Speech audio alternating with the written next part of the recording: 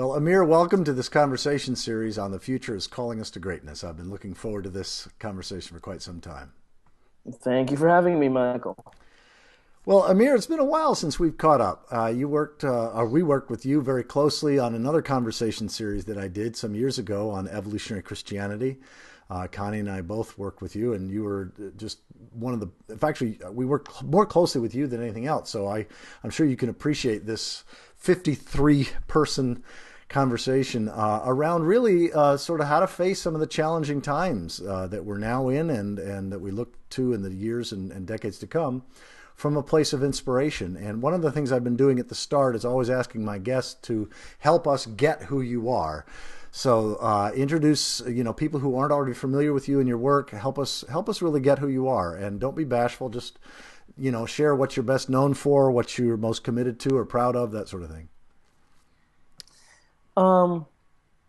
So in April 2006, I started a blog, a socio-political blog called The Sudanese Thinker. I'm originally from northern Sudan, Khartoum, Afro-Arab of mixed heritage. I was born there. I never really grew up there. I grew up in a small country called Qatar in the Middle East. Then I moved to Malaysia in 1997. Then I went to international schools, including an American school, hence the Americanish sounding accent. And so growing up, living in closed societies where media was controlled, information was controlled, I had a lot of questions that were never answered. Questions about the nature of reality, the nature of life, justice, what is moral. Who knows that it's moral? Based on what? Mm-hmm. I was never satisfied with the simplistic answers that I got. And so in April 2006, after discovering social media and the internet while in Malaysia, while in university, I became obsessed. So I started my own blog, and I called it The Sudanese Thinker.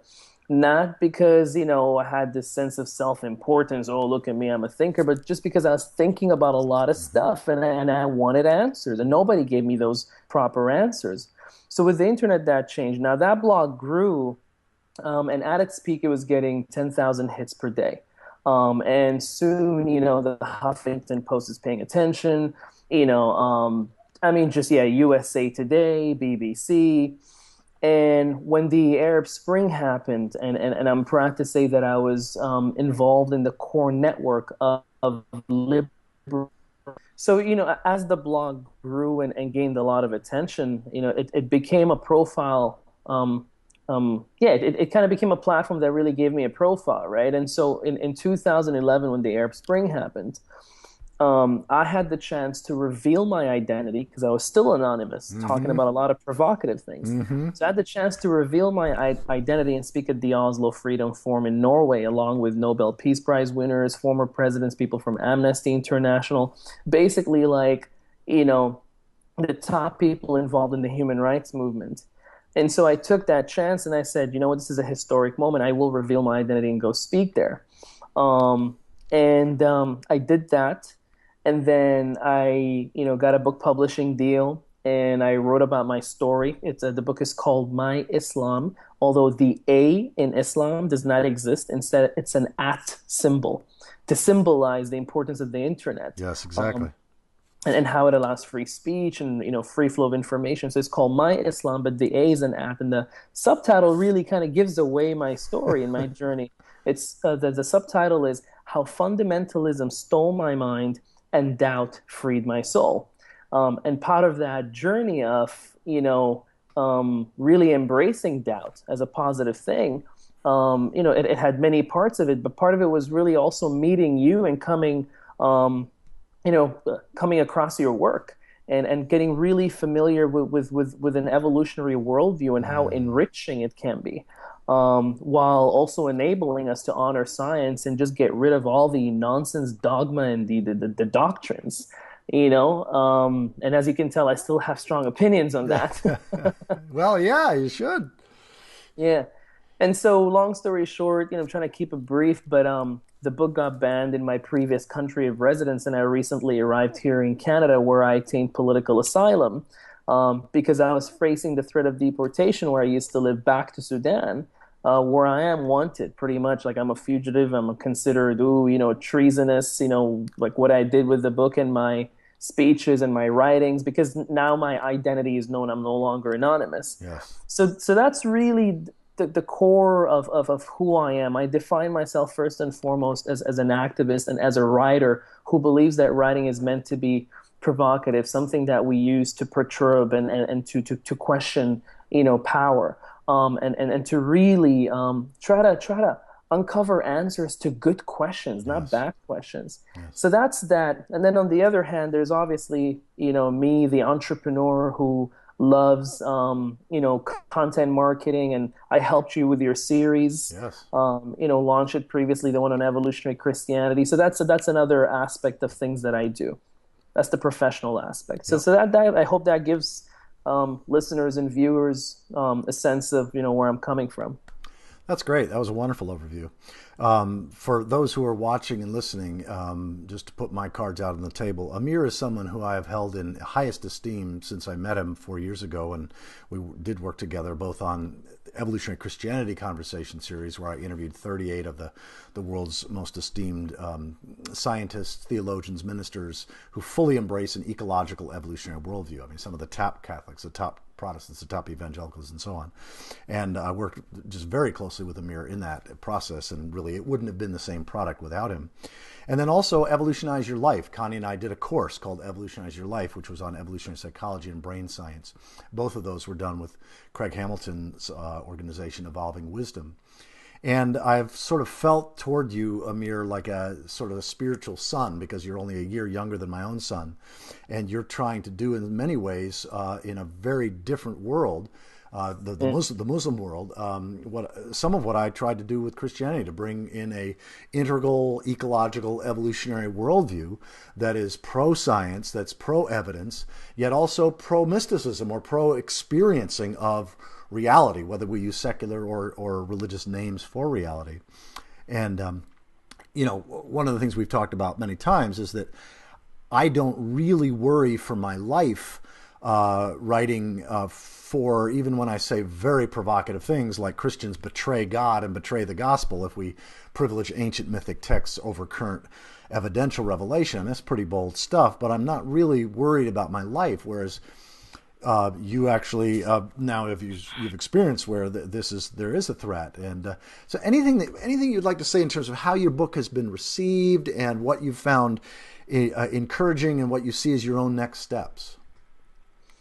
Well, first of all, thank you for the kind words. I've really always looked up to you as a sort of a mentor, and I think there's a lot of the stuff that you're doing that I find very relevant, and I'm still in the process of trying to find ways of articulating those things, in my context.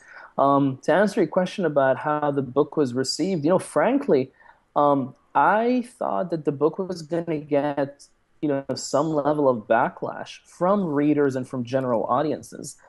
To my surprise, it's actually been very, very positively received, even by people who I would describe as fundamentalists or people who are extremely dogmatic. And the reason for that is that I deliberately wrote the book to convey all my stages of my journey. Yes. And so in the beginning of the book, I talk about how I was deeply, deeply devout and deeply religious and very much fundamentalist. And I talk about the positive aspects of that experience. Yes. Right? And then I get into how I kind of discarded the doctrines and the dogmas and, the theological aspects that I found very troublesome, and kind of embraced a more integral, more evolutionary spiritual worldview. And so even though the critics, by the time they get to that part of the book, they go, oh, crap, why did he have to go down that path? By the time they get to the end of the book, which is called The Reconciliation, I'm very careful with the words that I choose there. And so people who read between the lines, they pretty much understand that I'm very much a free thinker. Whereas those who don't read between the lines, they somehow kind of assume that I had a reconciliation of sorts, and I'm on my way to a deeper reconciliation and coming back to the path. So I'll let them think what they need to think, but those who needed to get the message most got it, and I wrote it for people who are kind of really struggling with religion. and they didn't know what to do. So they felt that it was either being religious or being an atheist. Yeah. And the book was about creating an alternative middle path, and so that target audience really benefited from the book. Having said that, the authorities in government, right, from the region, in the Middle East, in northern Sudan. The book is banned in northern Sudan, and now it's also banned in Malaysia, which is where I used to live, because it was brought to the attention of the Malaysian authorities by the Sudanese authorities, and then hence it got banned by the Malaysian Ministry of Home Affairs in all bookstores. In fact, I found out by accident that the book got banned and that I was on the radar of the Home Ministry and that I had to get out of the country ASAP because my friends tried to buy the book and they came back to me and they said, Amir, we tried to get your book and dude, apparently it's banned. They're not selling it anymore. And I'm like, listen, if this is a joke, it's not funny. If you look at my face right now, I'm not smiling, in case you haven't noticed. And they're like, no, seriously. We went there. They said it's sold out. And when we asked them why aren't they reordering, they said they can because it's banned. Dude, your book is banned. So I went to the bookstore to check for myself, and I pretended to be a customer. Right. In fact, I pretended to be a student, and I said that, listen, my professor wants me to buy 30 copies for the whole class. Uh-huh. I'm like, 30, maybe they'll budge here. And the guy says, well, I'm sorry, sir, we can't. And I'm like, why? It's 30 copies and I'm a regular customer. Right. And he's like, well, the truth is in the system here, it says banned. If we try to sell it, we'll get in trouble. Wow. So I just stood there and I started hyperventilating. And I'll bet. it's like, holy crap, I'm now one of those people that I used to read about in the newspaper. Like, what does that even, do they know that I live in the country? Do they know that I'm the author of the book? Like, whoa, hold on, what's happening here? And yeah, I mean, long story short, I definitely had to get out. So thankfully, here I am. Hello, North America. Yeah, amen. Yeah. Wow. Well, one of the things that I've been doing since we've last talked is really sort of leading with reality. I keep, I did a TEDx talk 2 years, or actually just a few months ago. I did one 2 years ago, as you know, but I just did one a few months ago called Reality Reconciles Science and Religion. And Right. Because one of the points I make is that what we call reality, the ancients called God, or if you lived in a polytheistic culture, the gods. And if religion is doing its job, what it's always done in every culture is help people live in right relationship to what's fundamentally inescapably real. So I find that when I lead with reality and the language of reality, and what does it mean to live in right relationship to reality, and how can we honor reality, and the thought that we can worship God without honoring reality, that is honoring nature and honoring time, is crazy. So I found that useful, and this is one of the places where, in the same way that my own son has gone beyond me in many ways, I see in ways that you've already begun to do that. And your book I found to be so courageous, but also there was a generosity in the way that you told your story. And I'm grateful for that, both because I think that will help bring along people who are still in those traditional mindsets and Right. told basically with fear that if you believe anything different, you're going to burn in hell. Or in some cases, you're to lose your life.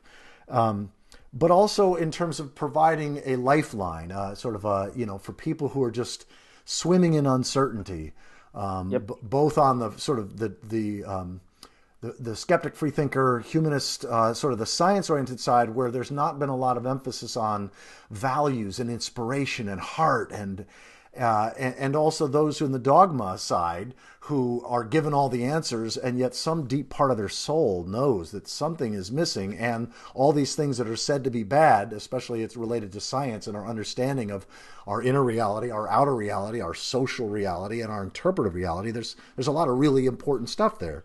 So I just, any further writing that you do, you can count on me both to support that, but also to work with you as we've done in the past, because I'd love to make sure that you can be as bold and prophetic as possible without being sort of over that edge where your own life is endangered. Yeah, I appreciate that very much. On that note, I'm working on two new books now. One is nonfiction, and it has more to do kind of like with business and branding, and it's a different thing. But the third one is it's going to be my first novel, and it's very much actually about these subjects. It really tackles the theme of what is truth, what is reality, what is knowledge. and very it's going to be very much so about epistemology, but I believe that in terms of writing it through the format of a novel, I think it can bring these questions to a wider audience and make these themes accessible. Wow, that's great. I mean, I just created something myself that I don't even think I've told you about. I don't think I've mentioned it. So this God in Big History 5-part video series was really an attempt to articulate a set of core values, priorities, and commitments that unite tens of millions of secular and religious people around the world. It's not about having the same beliefs; it's about having the same commitments and values. And Right. and I've articulated six sort of my creed in six core points. Reality is my God. Evidence is my scripture. Big history is my creation story. Ecology is my theology. Integrity is my salvation. And ensuring a just and healthy future is my mission. Now, of course, those can be said in secular terms. Reality is my ultimate commitment, my ultimate concern. Evidence is the main way reality reveals itself, and so on. And conservative religious people sometimes feel more comfortable with language like, my God includes reality, my scripture includes evidence, my theology includes ecology, and so on.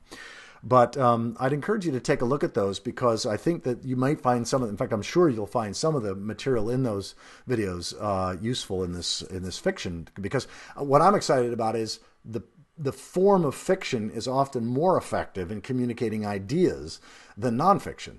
Right. And so Yes. I really want you to sort of engage with you, and then Okay. get some dialogue about my ideas, of whether you think that I'm onto something, or whether you think any of that will be useful in your own writing.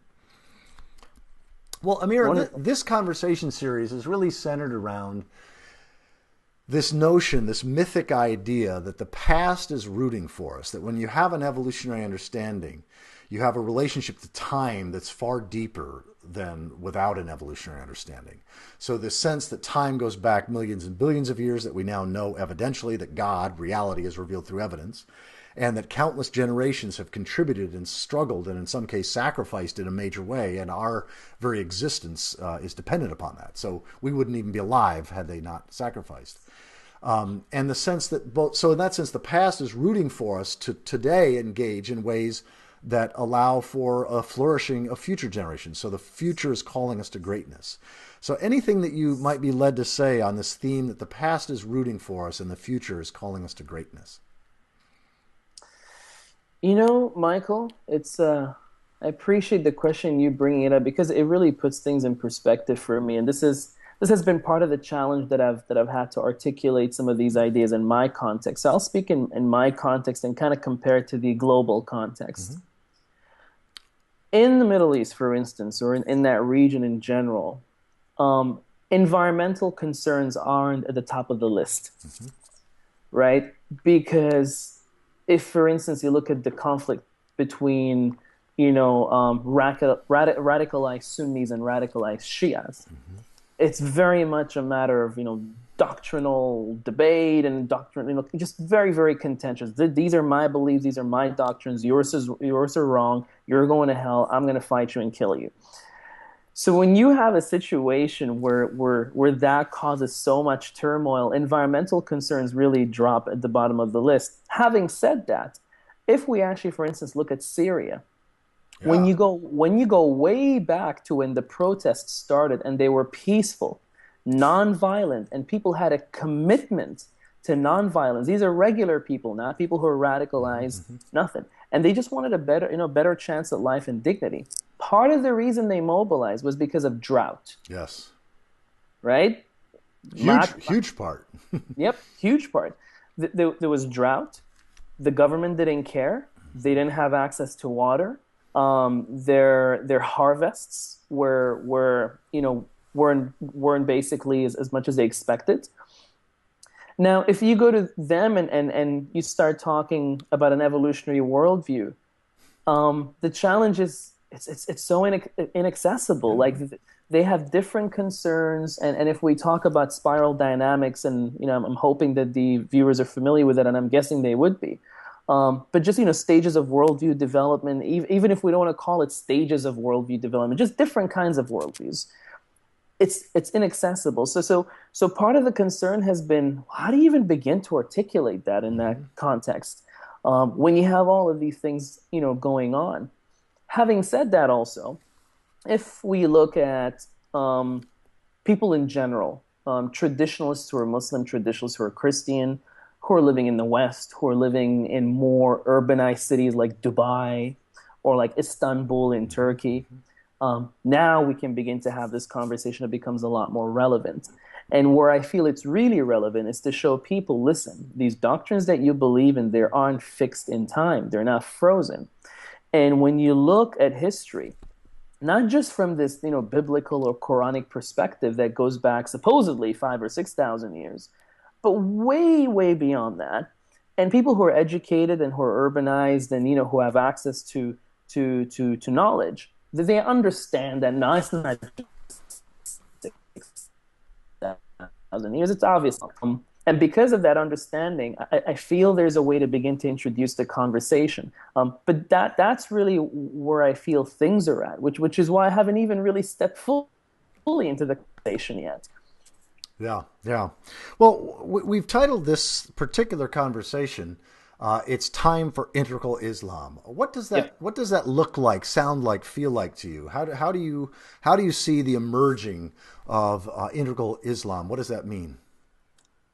Great question, thank you. Because actually, that's exactly where I feel, where the tension is at. And so what I mean by that is basically this: when you at the Muslim world in general, a lot of heated debate, recently at the time of recording this interview, in America, and Bill Maher with Ben Affleck on and Sam Harris. Islam is really at the center of a very heated, contentious debate. The key thing when you look at the Muslim world in general is that there is a crisis of modernity. Okay, for centuries and centuries, you've had a civilization that was very much premised on a traditionalist worldview and had codified doctrines at the core of that worldview. But now with modernity, I mean, for the first time in the history of the Muslim world, you have educational institutions, universities, where women graduate in larger numbers than men in some cases. The economic circumstances have changed. Women can now go out and get jobs. People have access to satellite television. They have access to the internet. They've got access to mobile devices, which are going to get cheaper, and broadband access is going to get faster and cheaper as well. Right? You have now innovations in online education and MOOCs, massive online courses, right? Massive open online courses. I believe that's what the Yes, acronym stands exactly. for. So there is so much disruption going on. In the midst of that disruption, because Islam for centuries has been at the center of people's lives, now they're kind of going, if I let go of Islam, I'm betraying my identity. I'm betraying my community. There are things about it that feel true, that feel right, experiences of transcendence. But at the same time, something is definitely not working here. Something smells a little fishy and even rotten. Yes. And so there's this debate about, like, what is Islam? Can you reform Islam? What aspects can you reform? And I feel that when you bring on board, into the discussion, an integral framework, which also very much includes an evolutionary perspective. Yes, exactly.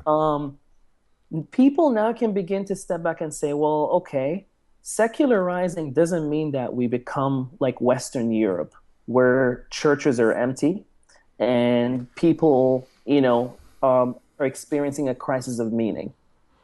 Even North America, to an extent, that is something very, very prevalent.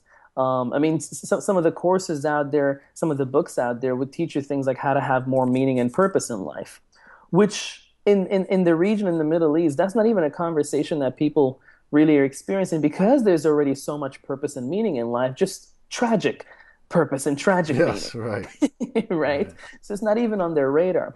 So what an integral perspective does is it says, number one, you don't have to discard your religion altogether. Okay, you can look at traditions as exactly that, tradition.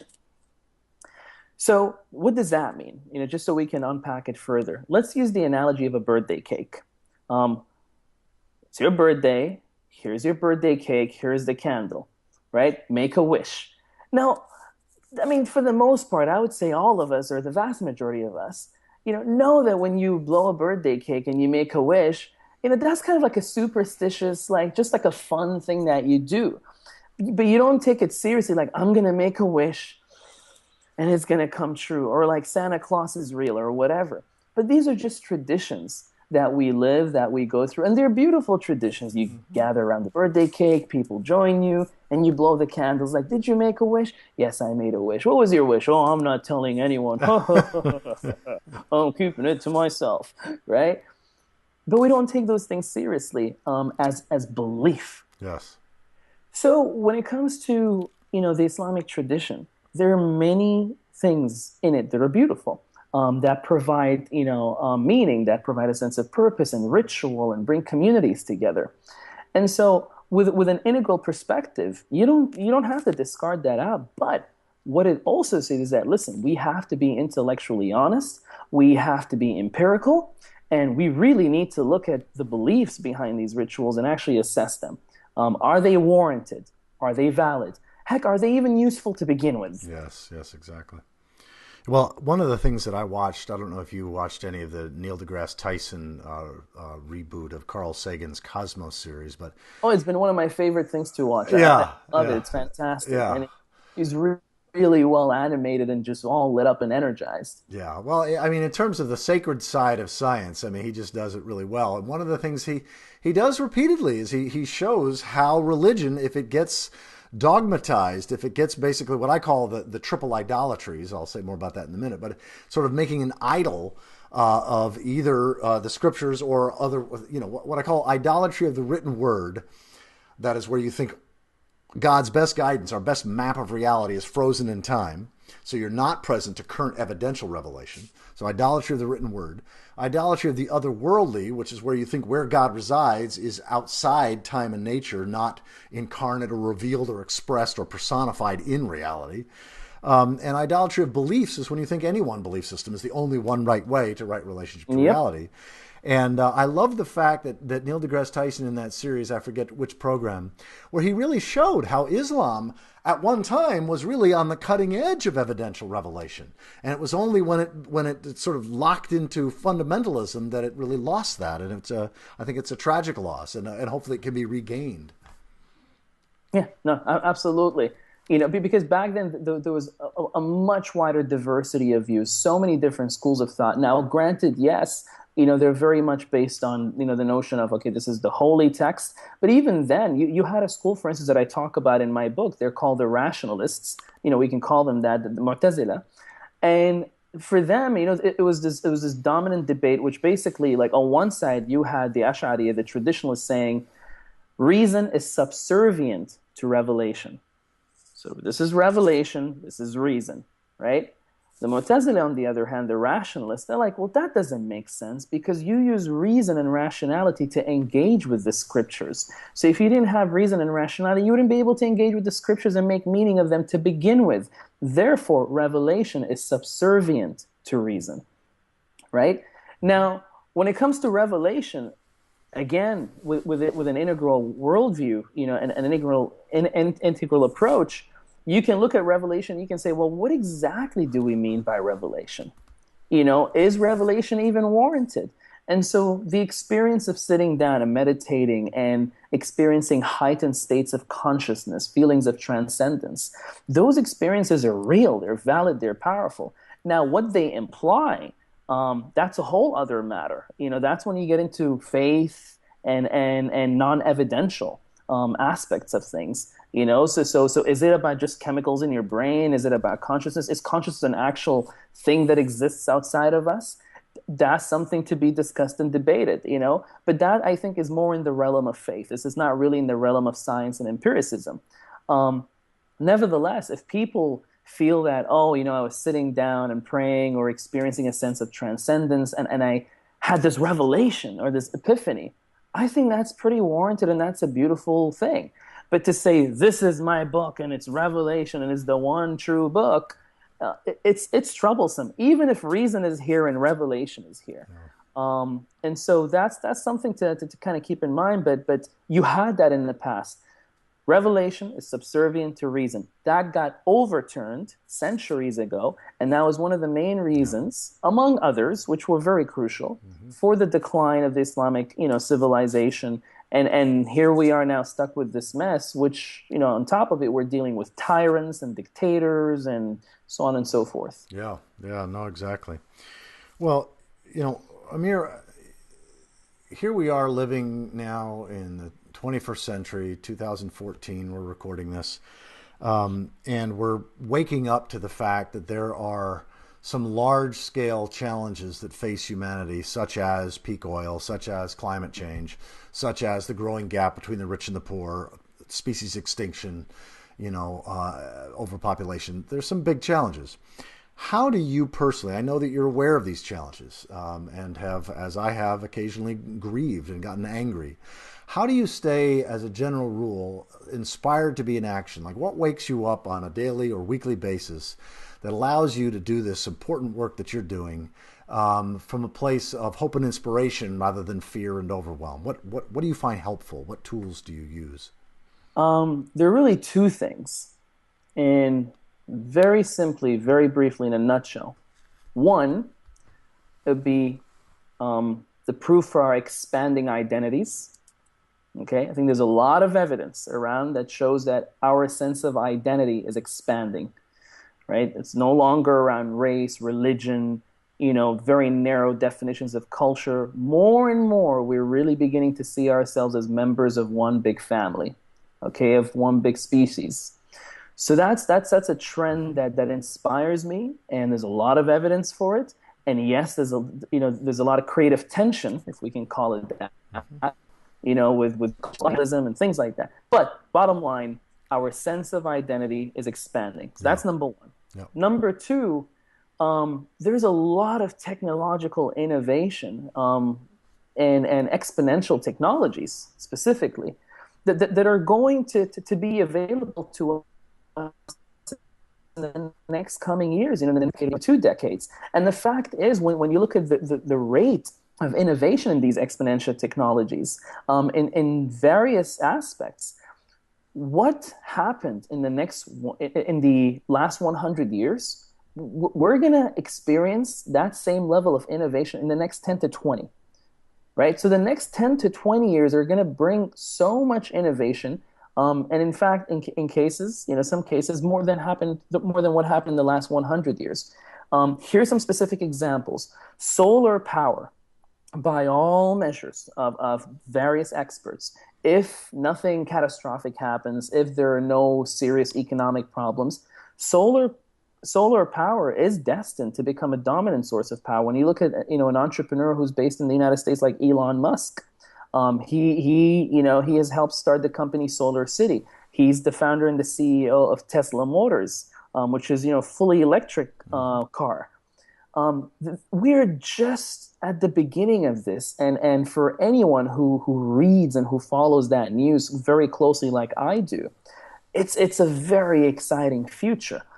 So long as we don't have serious economic problems or, I don't know, some nuclear catastrophe or whatever, that's the trajectory we're headed in. And I think if we get there fast enough, we can avert environmental catastrophe. And with our sense of expanding identity, I do believe that more and more we're going to find cooperation happening among ourselves. Again, as long as we don't engage in some crazy wars in the next 10 to 20 years. So that's what keeps me hopeful. That's what keeps me inspired. Yeah, that's great. Yeah, I mean, you're mentioning the expansion of identity, or even what I sometimes even think of. Joanna Macy and others have spoken of the greening of the self. Yeah. We thought, there's the whole sense of that myself is my skin encapsulated ego, or just my people, my family, my tribe. And we have found ways as humans of finding greater spheres of cooperation, complexity, compassion, generosity, and that sense of identity. Who I am in my essence. For example, I don't see myself as just an American or just a human or just a male, that I am the universe becoming conscious of itself. I'm an expression of this 13.8 billion year process of creativity, now becoming aware of itself. And so in a very real sense, myself doesn't even stop with the planet or the Milky Way. But it's really the entire universe and whatever that great mystery is in which we live and move and have our being, and all the different names for that, whether you call it God or reality or whatever. So I too find that, and that allows me to look at my mortality. As you know, I went through a very serious bout of cancer a few years ago, when I was looking at the possibility I could die pretty quickly. And that sense of peace that comes with this sense of expanded identity, knowing that I'm doing the best that I can where my joy and the world's needs intersect, to find those places where I can contribute, that my legacy is my Lord, that is, my legacy is my ultimate commitment or ultimate concern, has truly given me an incredible peace, but it's also helped me reprioritize my life. I don't take my life for granted anymore. Right. This brush with death, Connie and I have this little ritual at the end of each season. We thank the season for being a blessing to us. We personify the season, and we, say something like, thank you, autumn, for being such an amazing season. If we never see you again, we just cherish what a gift you've been. And then we're silent, and often one or both of us will tear up. But there's something about having that mortality and death and that expansive sense of self that prioritizes, and so I was glad you mentioned that, because that hasn't come up in too many of my other conversations. No, it's huge, it's crucial. And to be honest, if it were up to me, I would make big history a compulsory part of all education systems, starting at kindergarten. Amen, brother. You got my attention. That's exactly what Connie and I feel. Right? Like starting at kindergarten. And yes, you can walk out of the kindergarten and sing your country's national anthem and stand before the flag and pledge allegiance. That's all fine. But big history has to have higher precedence than that. Amen. Well, I mean, I remember back when I first met Thomas Berry in 1988, just a couple of years after you were born. I met him, and he gave me a copy of Maria Montessori's book, 1948 manuscript, called To Educate the Human Potential. And Maria She's Montessori, the founder of the Montessori schools? exactly, yes, exactly. Okay. And Yeah. in 1948, she was saying that if the story of the universe, what's now called big history, but if the story of the universe is the foundation of education, then kids know who they are, where they are in time and space, And why they're here. exactly, and how everything fits into a coherent whole, and it gives them a priority and a sense that they have a cosmic task, that there's some Yes. great role that they can play. And I remember, here she was saying that in 1948, and now we're sort of rediscovering that in this whole movement of big history and the epic of evolution. So I'm encouraged. Yeah. And when you put it that way, you really begin to feel that the universe has your back. Oh, I like that. Yeah. In quite a literal sense, like in terms of momentum. I'm not talking about sort of this like new age conception of the universe and let's manifest our desires. That's another discussion. But in a sense of just momentum, like billions of years Yes, of momentum. exactly. The universe has my back. And if I'm aligned and if I'm in integrity and if I have right relationship to reality, to use your languaging, my desire to want to contribute and give back and infuse this world with more meaning and betterness, that I feel is going to unfold a lot more naturally and smoothly, right? Rather than like, oh my God, this world is static and it's going to shit. Sorry, can I say that word on your show? Okay. you know, it's a different Yes. worldview altogether. Yes. So I'm very, very much in favor of including big history as part of the education system and teaching it to children starting at a very young age. I feel really strongly about that. Yes. Well, amen.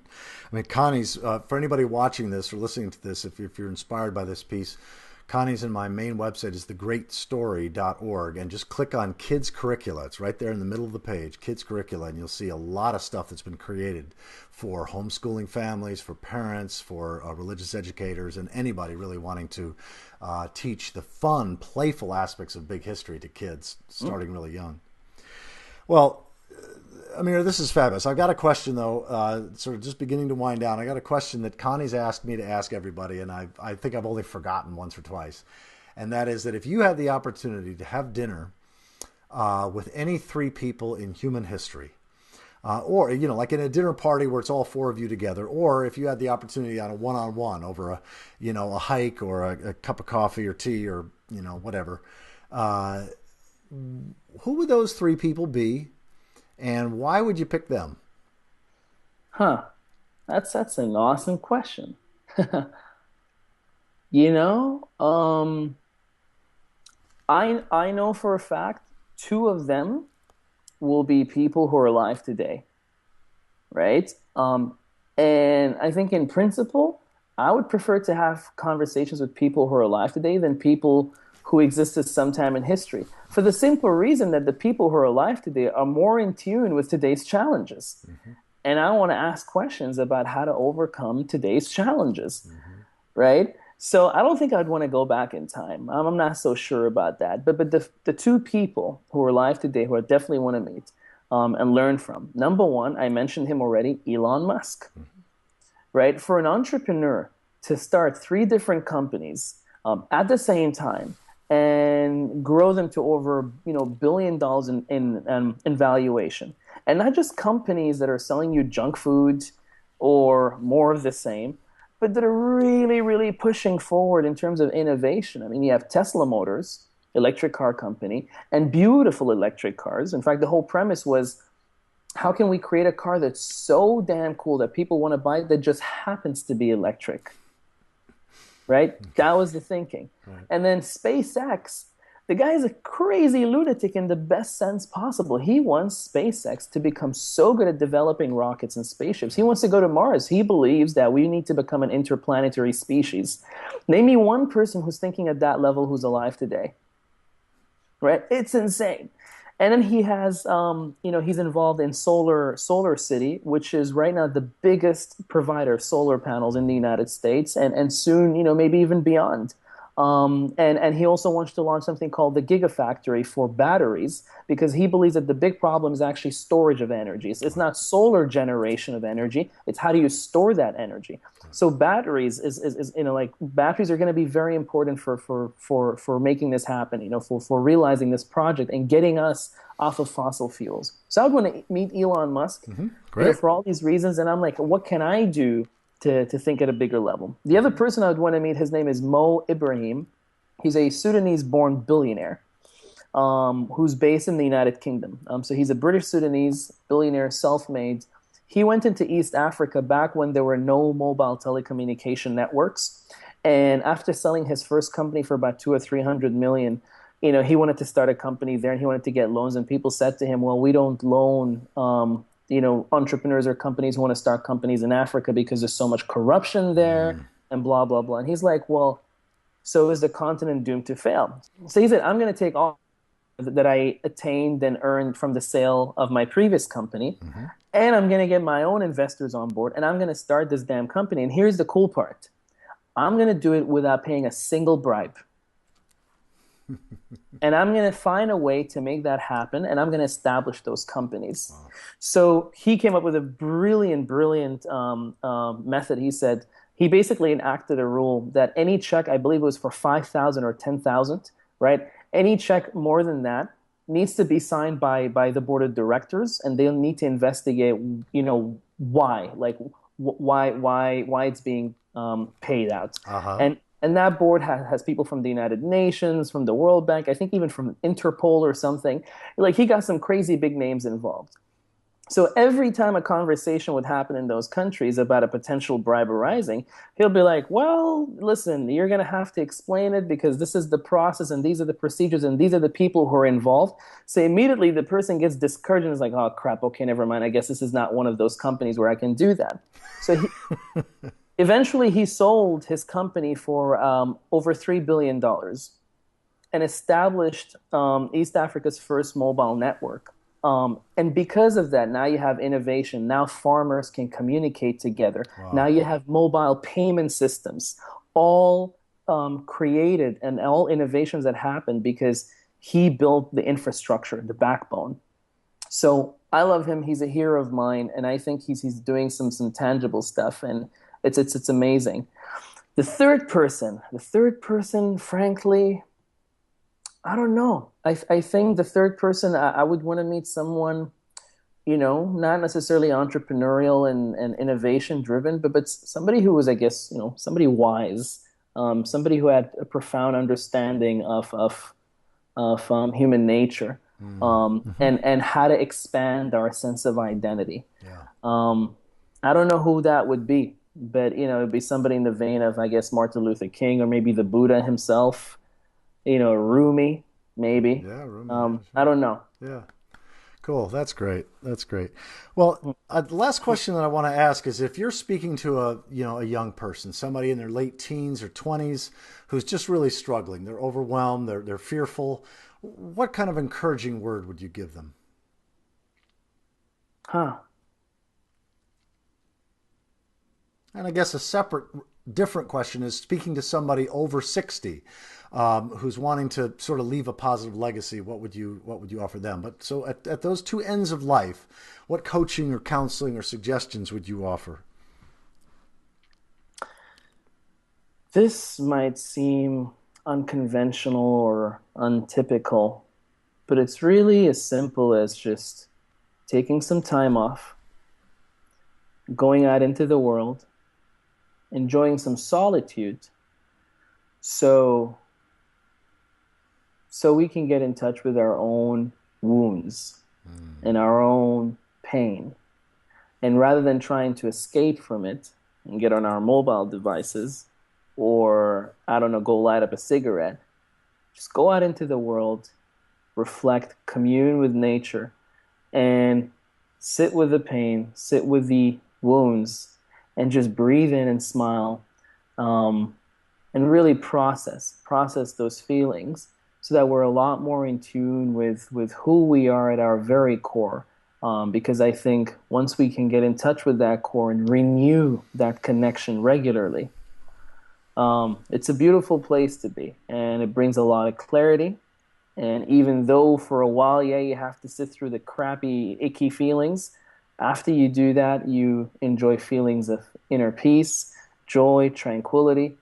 And I think, in essence, if we can learn to do that regularly and more frequently, and then live life from that place as often as we humanly can, that's really the best way to live.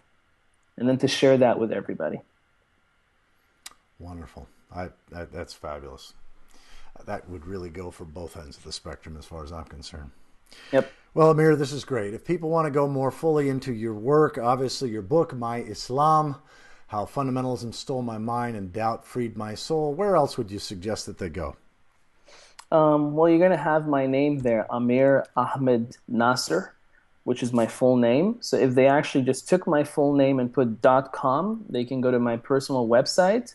And if they click on contact, I'd actually like to hear from the viewers and the listeners, and I welcome emails. I read all my emails. I don't respond very quickly, and I do my best to do that, but I read all my emails, and I love getting listener feedback and viewers feedback. Yeah, and that'll be really it. And on the website, they'll find information about the book, and I also invite them to get a copy. It's not really just a story about Islam. It's really a human story of how to overcome self-limitations and oppression and find freedom and joy even in the worst of circumstances. Yeah, amen. Well, having read it, I highly recommend it, as you know. I appreciate that. Well, Amir, thank you so much. Blessings, and look forward to having another conversation soon. Thank you so much. Thank you for having me. Appreciate it.